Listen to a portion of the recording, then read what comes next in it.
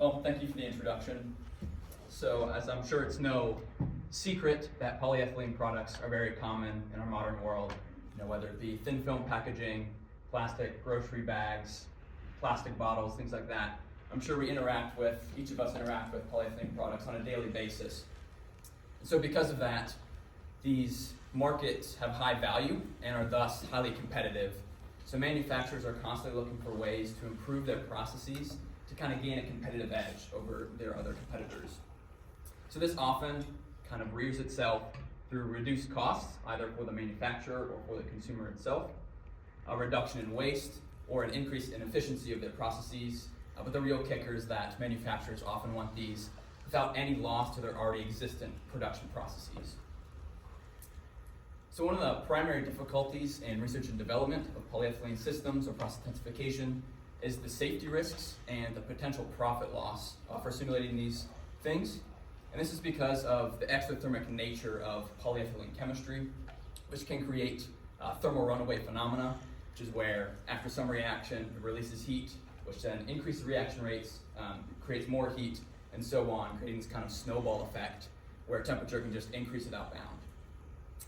And if nothing is done to mitigate this behavior, you can get reactor failure where it can explode, but oftentimes modern reactors have safeguards to prevent this. But even in those cases, it still takes days to recover, which can correlate to hundreds of thousands of dollars in profit loss for the manufacturer. So for these reasons, simulation of polymer systems has become much more favorable as opposed to experiments. So because of this, there are a lot of simulation techniques that have been developed for these systems. First, we have a continuous stirred tank reactor, or CSTR, often used to model autoclave reactor systems. And these assume the mixture is perfectly mixed, as in there are no gradients in any direction in the reactor. These are often modeled as transient, but eventually reach some sort of quasi-steady state. We also have a plug flow reactor, which is a simplified version of a tubular reactor, in which there are gradients along the axis of the reactor, but no gradients in the radial direction, and these are actually modeled at steady state. And then finally we have computational fluid dynamics, which allows for gradients in all directions, is transient, and can simulate real mixing or the effects of real mixing. However, it is far more complicated to implement and study. So the implementation of chemistry into CFD adds a lot of complexity, in addition to the already pre-existent complexity of things like mesh resolution, time-step resolution, discretization schemes, primarily because you need to solve a transport equation for each species in a chemical mixture. And this governs the advection, diffusion, and time rate of change of each species. This is even more difficult for polymer systems because, to be explicit, you need a transport equation for every chain length of polymer, in addition to just theoretically infinite, and even if we truncate this just a few thousand, that's still computationally infeasible. And the solution of the chemistry step can be a large portion of the computational cost for CFD simulations, often 70 to 90% in certain cases. However, the solution is to use the method of moments, which sums the polymer distribution across all chain lengths, times that chain length to a certain degree, and instead of solving a transport equation for each species, we can solve a transport equation for these moments to reduce the number of equations we're solving. And with only the first three moments, 0, first, and second, we can get average properties of the molecular weight distribution. Those would be a number average molecular weight, weight average molecular weight, polydispersity index, degree of branching, things like that. And to kind of illustrate how this is implemented in CFD, I have a brief example here where we have just a very simple chemistry scheme, an initiation reaction here, a propagation reaction, and a termination reaction. So how this is developed is we first start with deriving the chemical source term for the polymer of chain length N. So we have here the time rate of change, the concentration of polymer chain length N, and this is the sum of all production and consumption rates from this chemical scheme. So we see here, like initially, from the propagation reaction, the concentration of polymer chain length N-1 times the concentration of the monomer as the reaction rate gives a production rate for that species. And so we look across all these reactions, sum them to get one rate. And then from this, we apply the method of moments equations to this rate of change to get the time rate of change of each of these moments. And you'll see we multiplied this rate by the chain length to whatever degree we're looking at, then sum those moments. So like, for example, this polymer chain length here, that becomes the first moment down here, so multiplied by n to the first power, and then sum that across all polymer concentrations. So the method of moments allows polymerization systems to be simulated in CFD, and it gives the average properties of a distribution. However, we necessarily lose what that actual molecular weight distribution looks like itself. However, if we know the moments, we can reconstruct what this distribution may look like if we assume it takes on some canonical shape.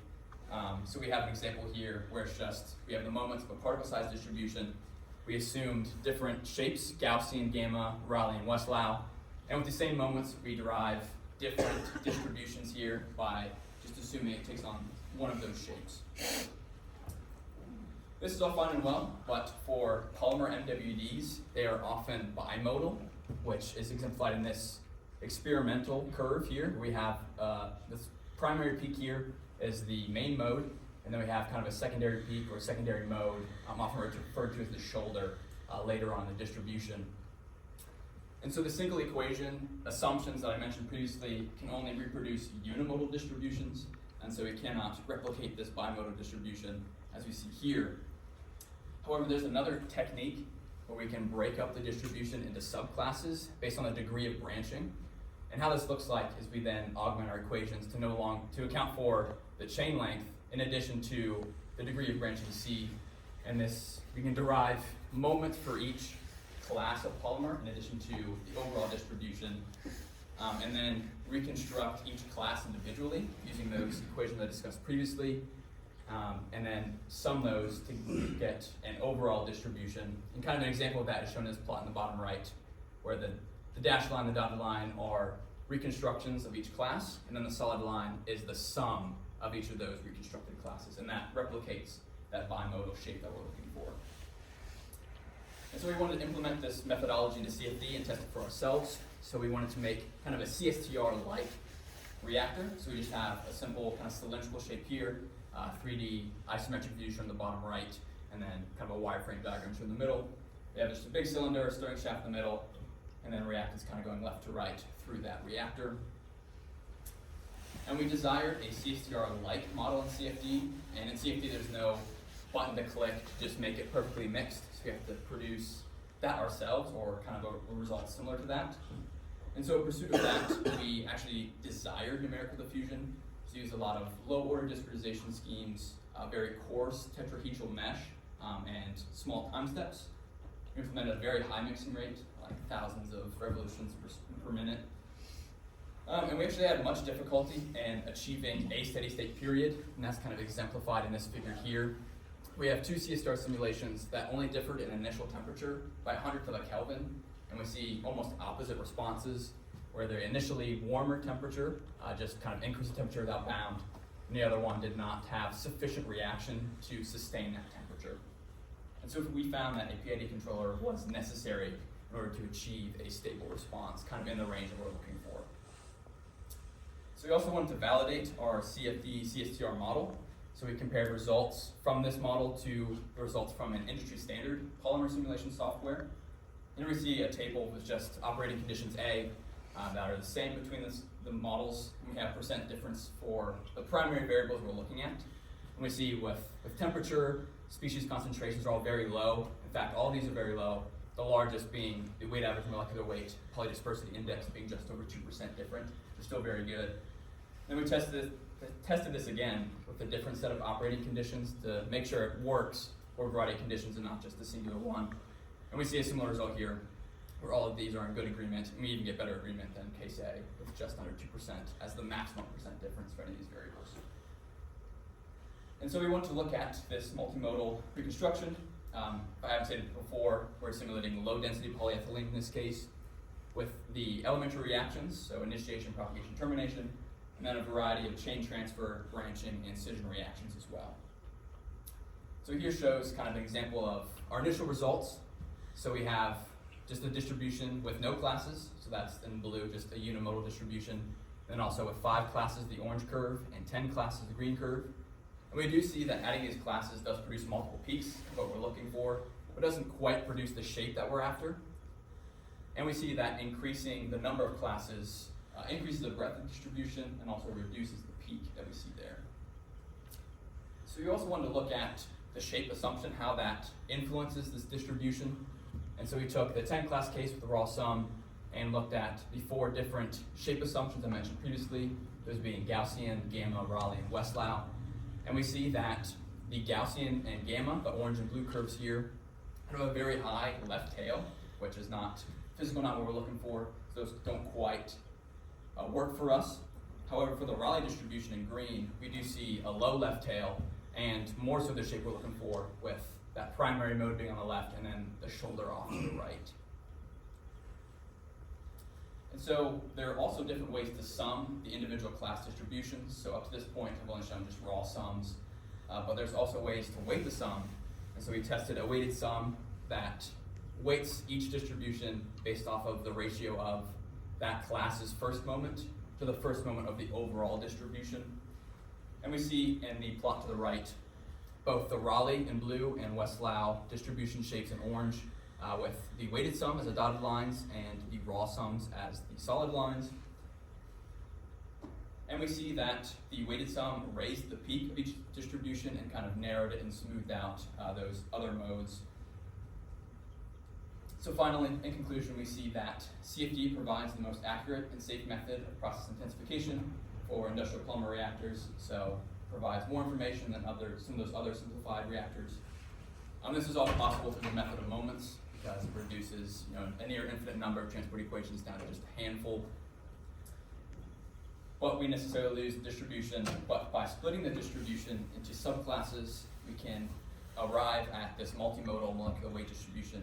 Kind of what we're looking for, we see in experimental and industrial molecular weight distributions, which provide more accurate predictions for industrial polymer molecular weight distributions and resultant properties from the polymers. And we see that the additional classes, assumption of the distribution shape, and the summation method all influence what that reconstructed distribution looks like. And obviously there's a trade-off between accuracy and computational cost, because if you just put 100 classes, you have to solve transport equations for all of those, and we kind of get back to where we started. We just have a large number of transport equations to solve. So there's a trade-off here, kind of a give and take there.